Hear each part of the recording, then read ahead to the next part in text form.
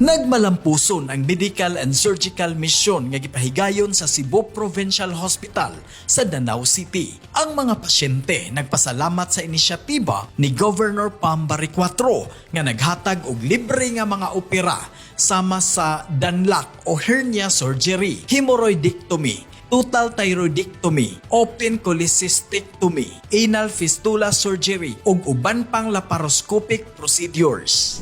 Mapasalamaton kayo ko sir oy kay tungod ani wa pay libre dinay masulbad ako problema sa liog, problema padaris tutoy.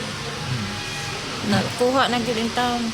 Pasalamat day ko ni Gov Pam nga successful gid ang iyang mission gid. Salamat kay natupad na gid akong pangandoy gid nga buo na gid tanan nga putol. Nagakay salamat.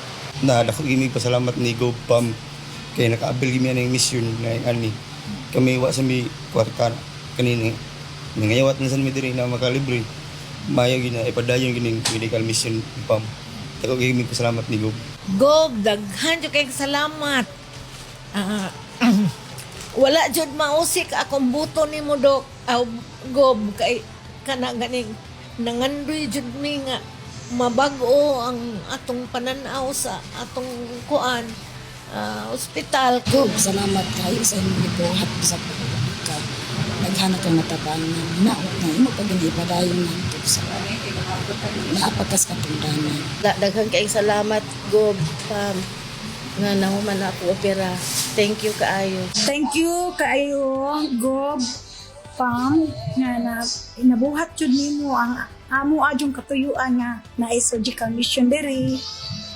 Nabuhat jud nimo daghan kay salamat, Gov Pam. So, thank you so much, Gov, sa kanang imong gihatag na opportunity nga malibre. Kaya ako na kay saving sa mua nga kami. Nga ni dili mi ka-opera og through kanang mga private kay mahal jud siya. Promise. Thank you so much, Gov, sa imong gihatag na opportunity namo. Ang medical and surgical mission ni Governor Pam Barry-IV magpadayon sa uban pang mga provincial hospital. Manginlabot magpakabana tungod kay ato ang Sugbo. Monching Oxtero, Sugbo News.